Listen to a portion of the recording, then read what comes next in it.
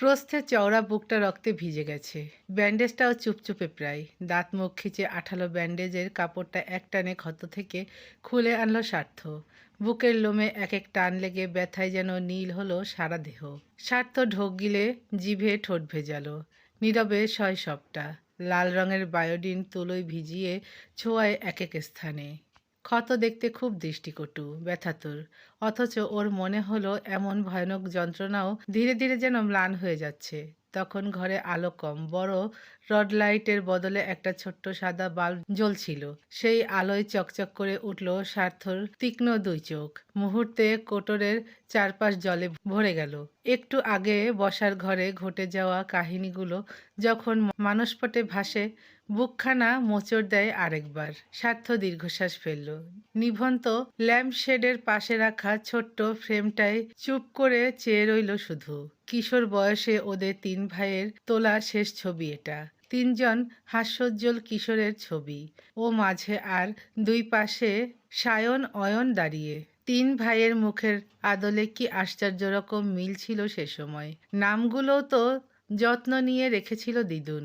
বড় ভাই সৈয়দ সায়ন আহলাল, মেজ ভাই সৈয়দ স্বার্থ আবরার, আর ছোট ভাই সৈয়দ অয়ন আফসার। দেখতে শুনতে চলনে বলনে রক্তে ওরা তো একই। তাহলে আজ আজ এরকম বিরত লাগলো কেন?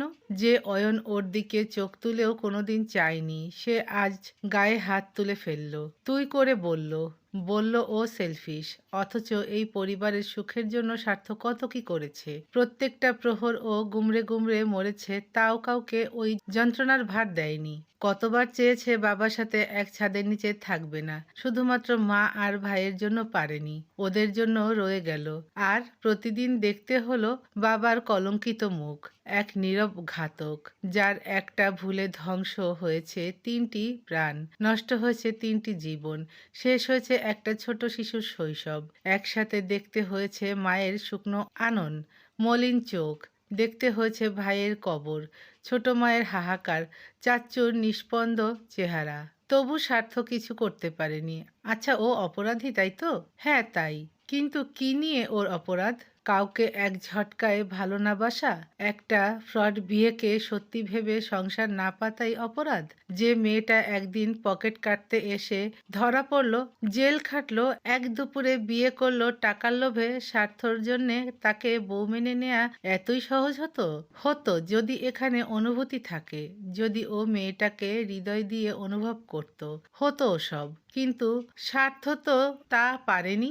সংসার নিয়ে ওর আগ্রহই আসেনি কখনো। স্বার্থ চাইছিল তোষিকে দূরে রাখতে, ওকে ভালো থাকতে দিতে। কিন্তু যখনই মেয়েটা কোনো পুরুষের আশেপাশে দাঁড়ায়, এক অজ্ঞাত দুর্বোধ্য হিংসায় স্বার্থর বুক ছলকে ওঠে, কেমন চিনচিন করে বাজে। ও তোমার বউ স্বার্থ, ও কেন অন্য পুরুষের সাথে থাকবে?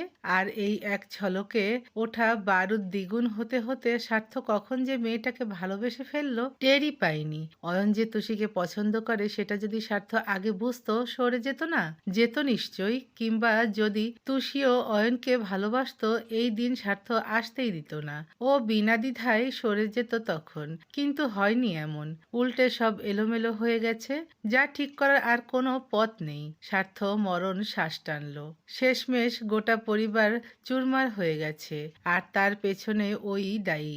ভাইয়ে ভাইয়ে নেমে আসা এক চোট লড়াইও ওর জন্য হলো। এই লড়াই কখনো শেষ হবে না। ও চাইলেও অয়ন শেষ করবে না। তাহলে সবকিছুর জন্য ও নিজেই দোষী না? কেন যে ও শুরু থেকে তুষিকে ভালোবাসতে পারেনি? কেন যে পারেনি মেয়েটাকে মেনে নিতে? কেন ছিল ইগো নিয়ে? কেন? এই কেনর উত্তর এলো না। স্বার্থর অনুতাপ, পরিতাপ, আফসোস সব একাকার হয়ে কোথাও উবে গেল আজও। তবে দৌড় হতে ভেসে এলো নারী কণ্ঠে, আসবো? চট করে চোখের জল ছিটকে দিয়ে ফিরে চাইল স্বার্থ, বলল, এসো। জয়নব আতকে বললেন, এ কি? হাই হাই খোদা, বুকের কি অবস্থা তোমার? তোমার ঘা এখনো শুকায়নি? ওষুধ খাওনি নাকি? কয়দিন ঝামেলায় হয়নি, সমস্যা নেই, বসো। বৃদ্ধা উতলা হয়ে বললেন, আমি বরং ডাক্তারকে একটা ফোন করে দিই। না, রাত হয়েছে। এর চেয়ে আমি কাল একবার গিয়ে চেক আপ করে আসব। সত্যি তো? কথার কথা বলো না আবার। একটু হাসলো স্বার্থ। বসো তুমি। জয়নব লাঠি নামিয়ে মুখোমুখি বসলেন। দুপল চেয়ে রইলেন নাতির দিকে। স্বার্থ জিজ্ঞেস করলো, কিছু বলবে? দেখছি। কি? এই বুড়ো মানুষটার সাথে বাজি ধরে লেজে গোবরে হেরে যাওয়া একজন পুলিশ অফিসারকে। স্বার্থ চোখ সরিয়ে ফেলল। জয়নব বললেন, রিগ্রেট হচ্ছে না দাদু ভাই? অনুতাপ হচ্ছে না? স্বার্থ চুপ, বলল না কিছু। বৃদ্ধা হাসলেন, বললেন, এর মানে হচ্ছে। তাহলে কেন করলে এরকম, বলো তো? স্বার্থর মুখটা শক্ত রইলেও কণ্ঠস্বর কেমন অসহায় শোনালো। জানি না, মন যা বলেছিল তাই শুনেছি, তাই করেছি। বুঝতে পারিনি অয়ন তুষিতে এতটা ডুবে গেছে। কিন্তু বসার ঘরে তোমার চেহারার কোথাও কোনো আফসোস আমি দেখিনি, বরং একটা দৃঢ় পাহাড় দেখেছি যাকে কিছুতেই টলানো যায় না। কারণ সেটা আমি দেখাতে চেয়েছি। আমি যদি আমার খারাপ লাগা প্রকাশ করতাম, অয়ন আরো প্রশ্রয় পেয়ে যেত। ও আমার পরিতাপকে আমার দুর্বলতা ভাবত। সেটা আমি চাইনি। তুমি শেষ মুহূর্তে এসে নিজের ভুল শুধরাতে চেয়েছো দাদু ভাই। এ নিয়ে কি বলবে? মানুষ নিজেকে কখনো জাস্টিফাই করতে পারে না দিদুন। তার পারফেক্টিভ থেকে নিজেকে সব সময় ঠিক মনে হয়। মনে হয় সে যা করছে, যা বলছে তাই ঠিক, তাই উচিত। আমারও এমন হয়েছিল। তো আমাদের কারো কাছে বলতে পারতে, শেয়ার করতে পারতে। কার কাছে করব? কে বোঝে আমায়? জয়নবের চেহারা টান টান হয়ে গেল। এই পর্যায়ে এসে খারাপ লাগলো। ভীষণ মায়া হলো সামনে বসা শক্তপোক্ত গড়নের ছেলেটার উপর। একটা মানুষ যার সবাই আছে, বাবা মা ভাই বোন দাদি থেকে শুরু করে একটা ভরা পরিবার আছে, অথচ থেকেও তার কেউ নেই। সে চাইলেই নিজের মনের কথা কারো কাছে শেয়ার করতে পারে না, কারো থেকে শুনতে পারে না সে যা করছে ঠিক কিনা। পৌর দীর্ঘশ্বাস লুকালেন, একটু চুপ থেকে বললেন, তুষি এখন কি চাই? অয়নকে চায় না এটুকু জানি। বলেছে সবার সামনে যা বলেছিল তা কি আদৌ সত্যি? বিয়ের দিনও পালিয়ে যাচ্ছিল। আমি ওকে কমলাপুরের রাস্তা থেকে আমার সাথে নিয়ে গিয়েছিলাম। জয়নব অবাক হয়ে বললেন, সে কি? তুমি কি করে জানলে? আমি শিওর ছিলাম তুষি বিয়ে করবে না। জয়নবের চোখে প্রশ্ন ছুটে এলো। ভ্রু কুঁচকে বললেন, তুমি তাহলে এখন ওকে ভালোবাসো? তোমার কি মনে হয়? আমি তোমাকে বুঝতে পারি না। তুষিকে বোঝা যায়, কারণ মেয়েটা কাগজের মতো সাদা। কিন্তু একটা ব্যাপার আমার মাথায় এখনো ঢুকছে না। অয়নকে ভালো না বাসলে ও বিয়েতে হ্যাঁ বলেছিল কেন? এত রং তামাশার কি বা দরকার ছিল? প্রশ্নটার উত্তর স্বার্থ দেয় না, চুপ করে থাকে। জয়নব ভাবলেন হয়তো জানেন না সেও। পরপরই শুধালেন, আচ্ছা, অয়নের প্রতি অন্যায় করেছো এরকম মনে হচ্ছে? 50-50।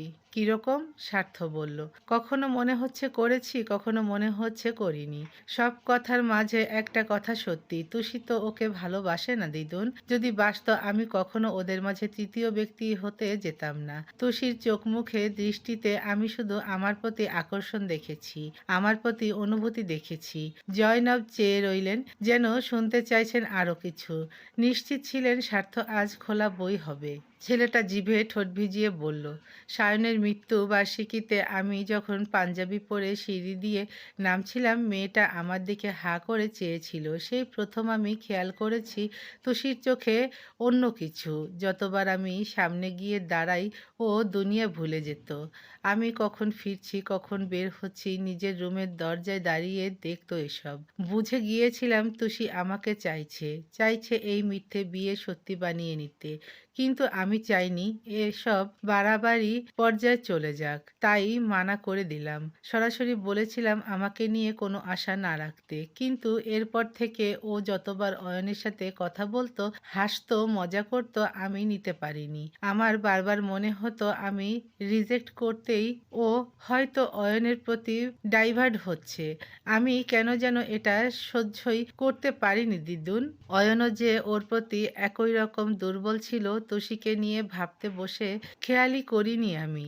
আমার মনোযোগ ছিল তোষির ওপর। ও কি করছে, কার সাথে কিভাবে কথা বলছে, আমাকে ইগনোর করছে। আমি প্রচণ্ড বাজেভাবে এগুলোর প্রতি কনসেন্ট্রেশন দিয়ে ফেলেছিলাম। থানার দুটো কেস, সেজন্য অনেক ভুলও করেছি জানো। কাজে ঠিক করে মন দিতে পারিনি, কতগুলো দিন যাইনি ডিউটিতে।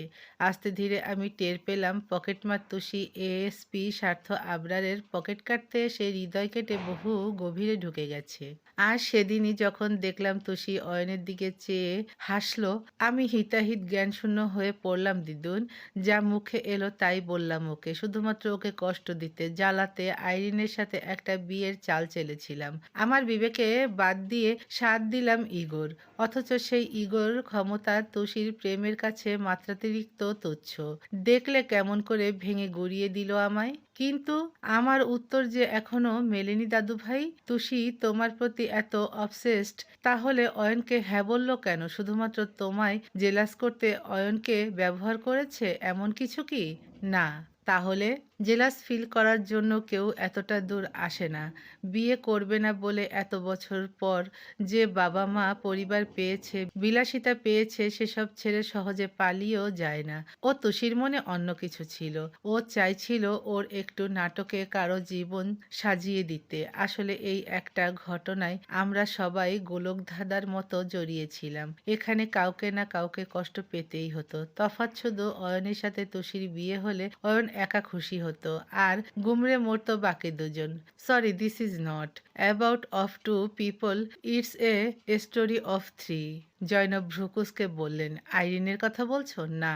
তাহলে? স্বার্থ থেমে যায়, ভাবে বলবে কিনা। জয়নব তাগিদ দিলেন, বলো দাদু ভাই। আর একজন কে? ও দুপল সময় নিয়ে জানালো, ইউষা।